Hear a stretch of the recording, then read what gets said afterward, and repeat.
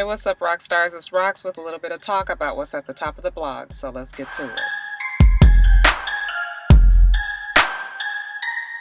We got to talk about the semi-serious before we get to the bullshit, and that will be the State of the Union address from our one President Barack Obama the other day. So, you guys, I wish I could tell you that I watched the damn State of the Union, but I didn't. I know. I was at my kid's school, and by the time I got home, it was off. I didn't get to watch it. I didn't even really watch any clips. I saw a few little clips. Instead, I just kind of read up on what were the key points. Looked like he talked about, all the wonderful things that he's done.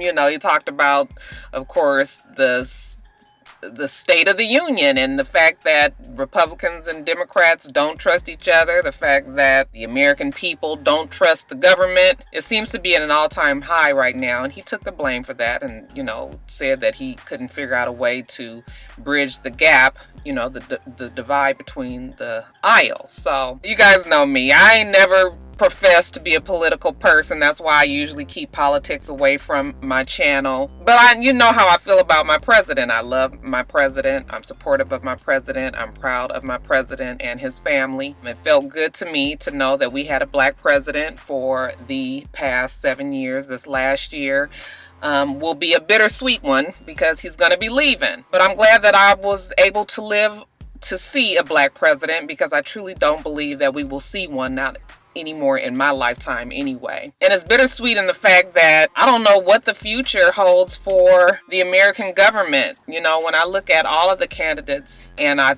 really truly thought that I was going to be 100% behind Hillary Clinton, and I find that that is not the case. I don't really know who at this point I would vote for. I don't think anybody in the race is somebody that I feel like I'm 100% like, yes, that's the one. I mean, I guess if I was to make a choice today, I probably would vote for Bernie Sanders, which doesn't even feel right, because I am a champion of women, and I admire the fact that Hillary Clinton has been able to achieve all that she has, but it's just something, I don't know.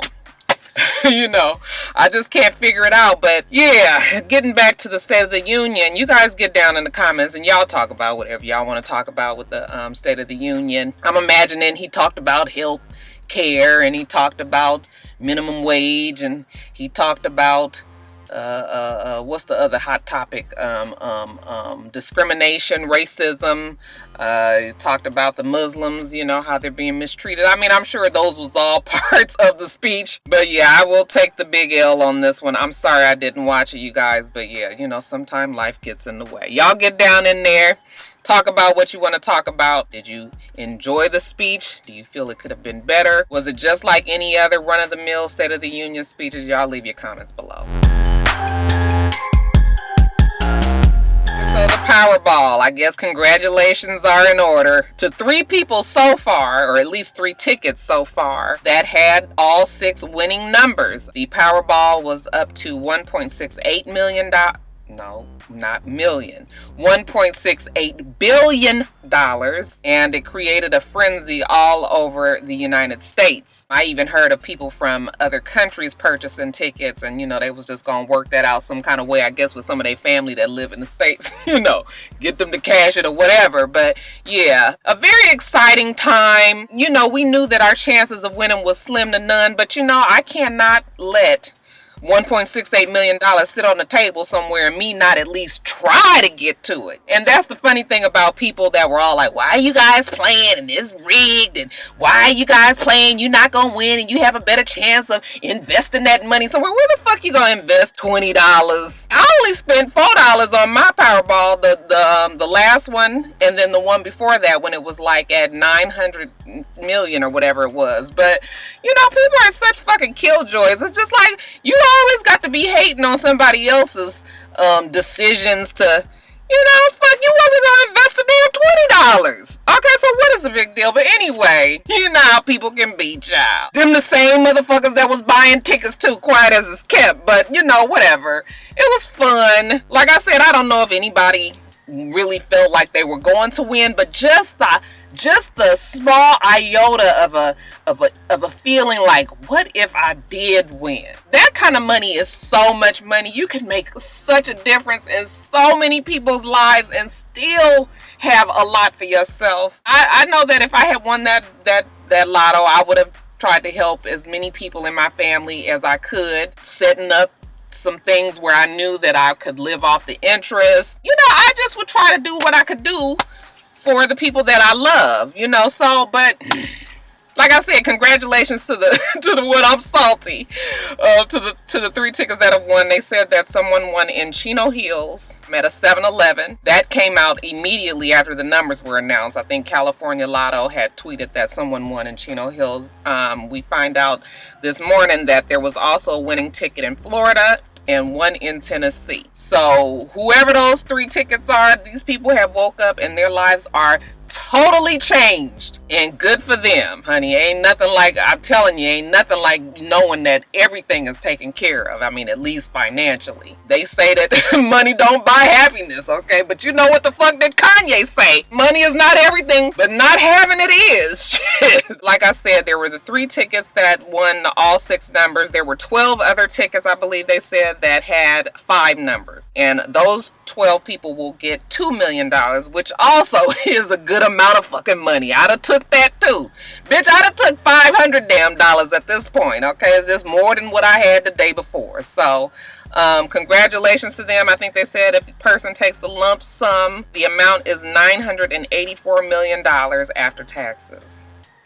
I mean, just a wonderful, I just thinking about it, I'm just like, wow, that has got to be the best. I just don't even know. I would have probably had a fucking heart attack if I'd be in the hospital some fucking where. But yeah, you guys, let me know what you guys were gonna do with the money had you won. Did you play the game? It ain't hurt nobody. Ain't nobody said go spend $5,000 on some damn lottery tickets. But you know what, a couple of dollars here and there, you know, just to put your name in the hat, I don't see it hurting nobody. Good thing about California is that you don't have to publicly claim the winner. So whoever won out there in California, they can ride off into the sunset with their money. I don't know about Tennessee and Florida.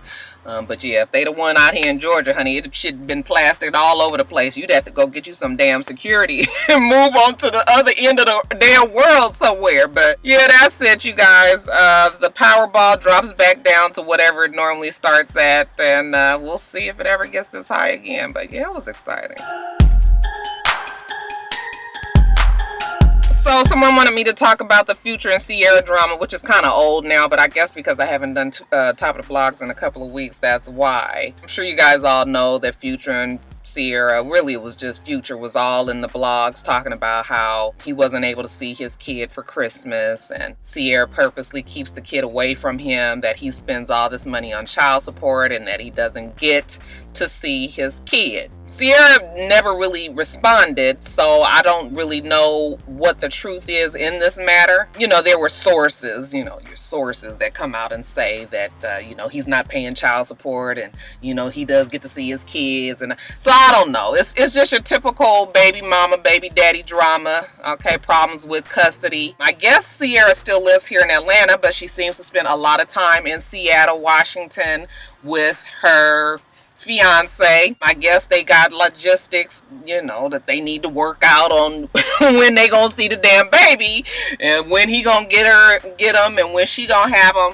You know, well, I don't know. I don't know what to say about it. I will say that I am never one of those women who feel that women should keep their kids away from their father. I don't give a fuck what is going on. I mean, you know, of course, as long as there's nothing physically abusive going on to this child, there's really no reason in my mind why you should keep your child away from their mother or their father. It's just the right thing to do. Unfortunately, couples, they have their spats, they have their falling outs, they turn around and all of a sudden they hate each other. And then you've got this innocent child in the middle who is suffering because mom and daddy can't get it together. Again, I don't know if that's what the case is here, but I'm just telling you that in general, I feel that mothers should not make it super difficult or difficult at all for a father to see their child, and vice versa. Father shouldn't make it difficult for a mother to see their child. I mean, you guys, I have the same issues with Dwayne Wade. I'm not even gonna get into all of that. Okay, because there are only a few people on this earth that I truly don't like. The Wades, they almost on the top of that list, you guys. I don't know the particulars. It died down all of a sudden, so I don't know if, Future was just in his feelings that day or if it was a legitimate reason for his complaining. Future doesn't have the best track record in our minds because he's got all these baby mamas and he's got all these kids. Okay, he doesn't seem to stick it out with any relationship. Okay, and everybody has gotten to the point where they just kind of over Future, so whatever. What y'all think about all of that? Speaking of Ciara, you guys, baby girl was real excited about singing the national anthem at the Alabama-Clemson national championship game that came on the other night. And, she got all dolled up. Now, she was beautiful. This was the day after the Golden Globes. And I guess she, because she didn't get to make it to the damn Golden Globes and she had this beautiful ass gown, she was just like, you know what? I'm going to wear it when I sing.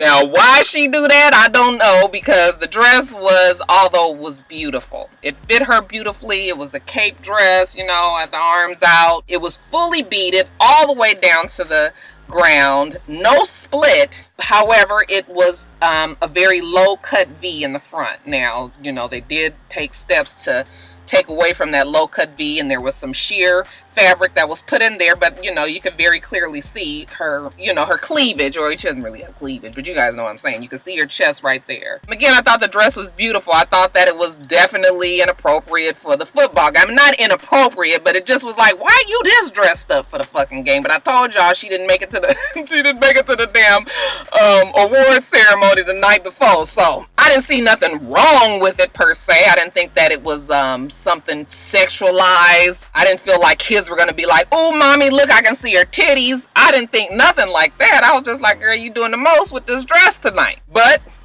overdressed is always better than underdressed. My mama used to always say. She killed the look. I wish I could say the same for the damn singing, y'all. Now, I don't know when we gonna fucking just go on and admit that Ciara can't sing.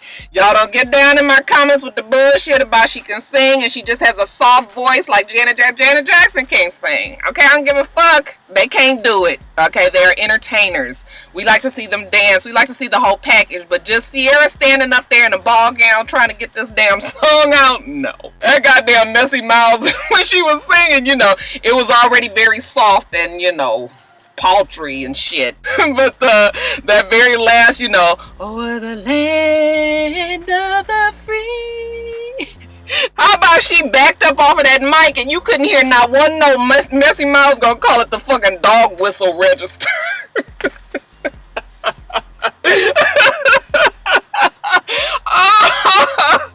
Oh shit! I was like, this poor child, she was so excited about singing, y'all. She didn't totally butcher the song or nothing, but it wasn't nothing memorable. Not nothing memorably good anyway. So that's it about Miss Ciara. I like Ciara. I think she's extremely corny. She seems to get cornier and cornier as she gets older. Okay, but I think that she and Russell, is that his name? Yeah, Russell. Yeah, his name is Russell. I think they make a cute couple. They both are on the same level of corn. I think they're perfect for each other, and they seem to be happy, and they ain't hurt nobody. Let them be what they gonna be. Okay, but yeah, we gonna stop all this fucking national anthem singing at really big games. Okay, that's what I do know. Okay, let it do a little league championship game. We'll make it big. Let it be the championship game, the one that's over in Hawaii. How about that?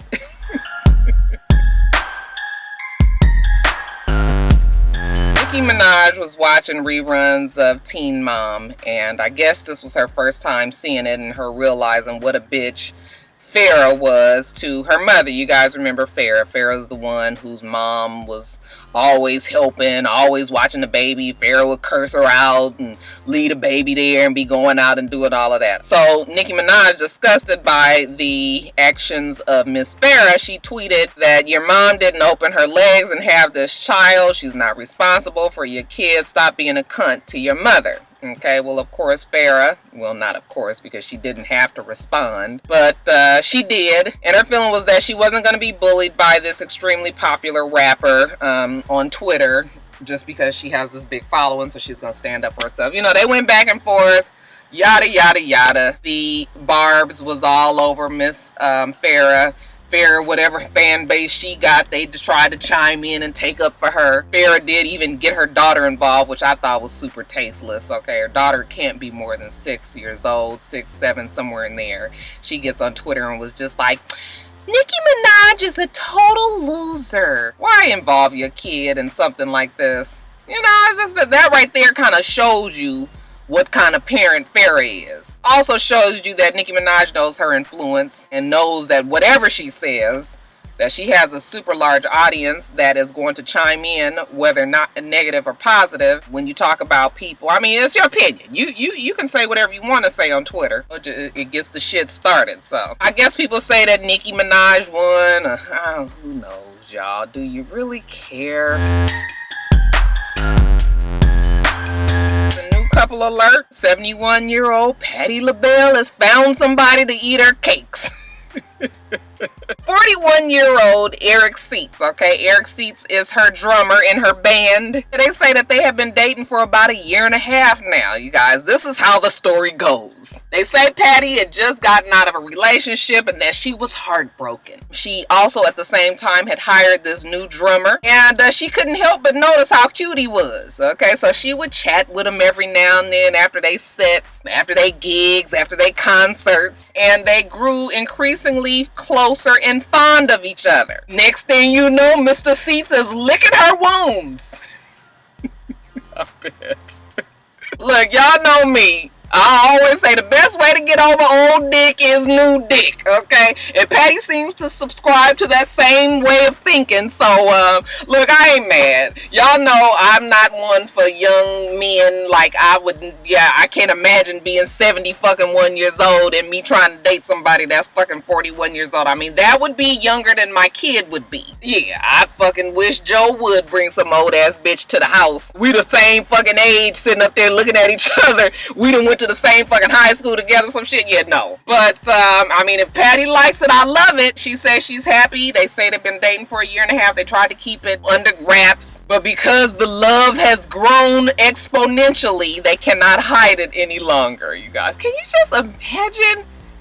Just try to in your mind think about what Patti looked like when she take her fucking wig off at night. 71 damn years old ain't no spring chicken, okay? Like Jada told me the other night, as soon as you get out them 60s, bitch, you old now. Now we 71, you want to get busy. You got your damn wig off, hair braided, Cicely Tyson like. I cannot. Okay, but like I said, if Patti and Eric like it shit, I love it. Okay, y'all know me. Rocky want all motherfuckers to be in love. Okay, and you should never be an age limit on when you do find that love. Yeah, hopefully the nigga don't run her crazy. You know these young niggas, honey. They have you just crazy. You up here trying to buy them all the latest, computer technology. They listening to rap music you can't understand. Okay, standing in line for their Jordans and shit. Yeah, I'm sorry. I don't understand. But hey, just letting y'all know about the new couple alert. Congratulations to Miss Patti LaBelle and brother Eric Seats. So there's a story going around that there's a private LGBTQ school that's going to be opening out here in Atlanta in September by the name of Pride School Atlanta. If I was to give you my thoughts just right off the top without really fully researching and everything, I don't think it's a really good idea. I think it's kind of ridiculous to separate children that have these type of differences, gender identity differences or sexual orientation differences, to take them out of a regular public school system and isolate them where they're only around their own kind, and then to let them off into the world, so to speak, where they're not going to just be with people like them. They're not going to be prepared to deal with facing others about their differences. That doesn't prepare people for the real world. What happens when they go to college? That's just my off the top thinking. I will admit though that I don't really have a solution to what happens to these LGBTQ kids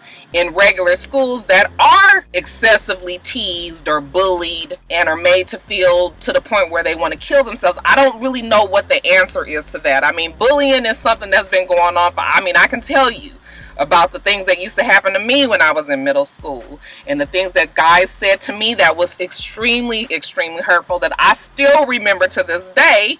Okay, and then when I talk to the guys that used to say that, you know, from when I was in Facebook and, you know, talking to people that I have recently got back in touch with, you know, they would just be like, I don't even remember that. Okay, but it's something that I remember. You don't realize how you affect people and their feelings about themselves and their confidence and all of that. To this day, I still don't really know what the answer is to that. Now, of course, social media has made it a whole lot worse, because now what would just be centralized at one little school or on one block, now it has the potential of reaching thousands and thousands of kids, and kids jumping in, and, you know, things can get a whole lot worse there. I just don't know what to say. But yeah, this school, I'm not really sure if I think that it's the best idea. Now, it's a K through 12. I don't know no 16, 17-year-old who wants to go to school with a 6, 7-year-old child. And for now, it's going to be operating out of the, let me see, the Unitarian Universalist Congregation of Atlanta Church. Like I said, it's going to be opening in September, and it's going to be $13,000, the tuition. Excuse me. They're going to offer financial scholarships for those who qualify, you know, for those families who can't afford the scholarship. And I don't know, you guys, what do you think? They say that there's a school in New York called the Harvey Milk School that they've modeled this school after. However, this school is only for those in the LGBTQ community, and I'm saying students, I believe, and teachers, as opposed to the one in New York where that's where they cater to, but you know, they allow anybody that wants to come to the school to enter into the school. I just don't know what exactly to say, other than I don't feel like an exclusive school for those in that community is the answer. But I do want my gay rock stars to chime in here and let me know what you think. I mean, when there's a lot of homosexuals or transgenders who are always arguing and fighting for the right to be included and to be treated equal, does this, you know, sectioning and separating them away from a general population really support their argument and their cause? I don't know, you guys, but it surely doesn't feel like it. Leave your feelings about all of that below. Let's see. Let's send out a rest in peace to 69-year-old David Bowie, who passed earlier this week. He lost an 18-month battle to cancer. They were not specific in what type of cancer that he had, but he's been in like declining health over the last, I think they said somewhere around 8 to 10 years. So yeah, he's been battling this cancer for 18 months. When I woke up and I saw that, I was just like, damn, David Bowie. I mean, there's certain people that, even if I wasn't an extreme listener to his music, of course I know all of his hits, but you just, certain people you just don't want to see go, and he was definitely one of them. He was known as the chameleon because he has countless times reinvented himself, and that, along with his you know, his music, has contributed to really, you know, firmly placing him in legendary status as far as the music industry is concerned. So just really, really sad. He's survived by his wife Iman. Okay, you guys know she's a model. They married in 1992. He is also survived by their daughter together, who was born in 2000, as well as another child, I believe, from his first marriage. This is his second marriage, Iman. But they said that he was with his family when he died, and, you know, that he died at home and all is, I guess, in as much comfort as he could have. When you die from cancer, I tell you, cancer is a bitch. Also, let's send out another rest in peace to 65-year-old Natalie Cole, who died from, well, I thought she died from complications from hepatitis C, as well as, you know, from years of drug abuse and alcohol abuse. But now they're saying that she actually died from like some rare lung disease that she had. But we do all know that Natalie Cole has been in failing health for some time now. Like, I would see her on different things and she looked very sickly for some years now. I would say at least 6-7 years. I saw her on something and I was shocked at how thin she was. Still had the voice, but it was clear that she was sick. Like I said, she had the hepatitis C, which she's been very truthful about her past drug issues, that she did beat. However, the scars do remain. She had kidney failure, and I think she lost both of her kidneys. She was able to get a kidney donated some years ago, but you know, she was still having problems. They said she was in chemotherapy and she was in dialysis, but yeah, her body couldn't take it, and that she finally did succumb to the disease. Her death hit me because now I am a fan of Natalie Cole. My mother was an extreme Natalie Cole fan. She used to listen to Natalie Cole all the time in the car, so I knew all of Natalie Cole's songs. This will forever be my karaoke song. I think I even have me on my Instagram, old video of me singing that at a karaoke bar. But yeah, that was another death that just made me very sad, because you know, when you start seeing our legends die, you just kind of be worried about the state of you know, the future of music. I mean, if we got to be looking at Nicki Minaj and, you know, Taylor Swift and Katy Perry and Rihanna and all them, what are they gonna be like when they get old? I mean, are we gonna be able to really call them legends? And are they gonna have classics that we want to hear all the time? And you know, it's interesting. So it's a sad time when we start seeing our legends die like this. But anyway, you guys, Natalie Cole, she's survived by her 3 children. She has a son and 2 daughters. I think the son is in the music industry himself, and I believe she was divorced at the time. So yes, rest in peace to David Bowie and Natalie Cole. Alright, you guys, and lastly, congrats. We got a bunch of congrats today. First will be Taraji P. Henson for her Golden Globe win for Best Actress for I think a drama series. And also to Denzel Washington, who won the honorary award for his accomplishments in cinema. What was it called? The Cecil DeMille, was that well, I'll put it on the screen, whatever it was called. But congratulations to both of them. Not really sure if I would have picked Taraji P. Henson. However, I understand why she won. I mean, it is definitely cookie fever right now.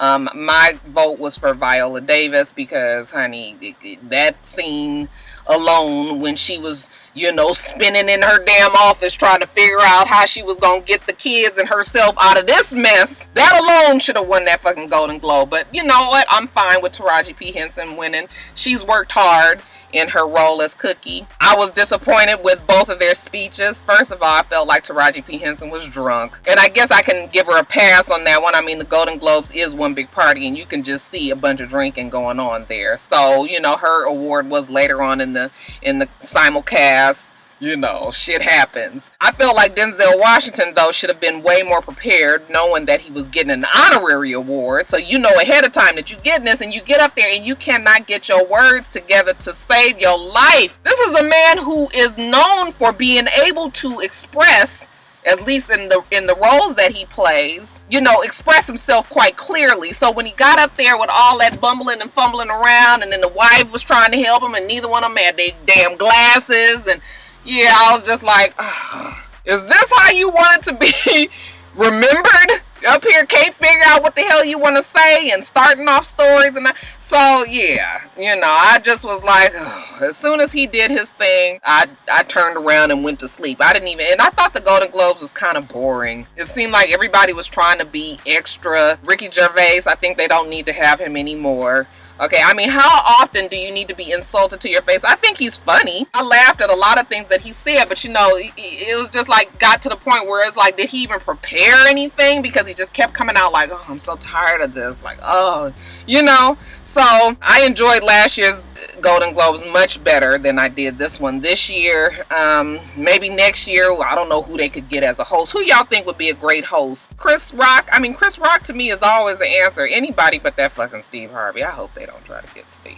Congrats are also in order for Drea and her on-again, off-again fiance, now baby daddy Orlando Scandrick, as they are infanticipating. Drea dropped subtle hints just yesterday that she was having a boy, so I mean, I guess we can look forward to a little Dreando coming out the womb soon, y'all. Congratulations to the happy couple. Are they still together? And then lastly, you guys, congratulations, I guess, are also in order to newlyweds, Corrine Superhead Steffens and her new husband, our beloved Columbus Short. You guys, supposedly they're married. I'm not surprised by this. Of course, I didn't know that Columbus Short was in Miss Kareen Steffens' crosshairs. However, it's, you know, they're both crazy. They're both drama stunt kings. I fully expect for this relationship to implode. But until then, you guys, I guess congratulations to the new happy couple. That's it, you guys. I'm about to go in here and get my sushi and take it on back to the office, okay? We do this every single week, so make sure that you rate, comment, and subscribe, and make sure that you come back.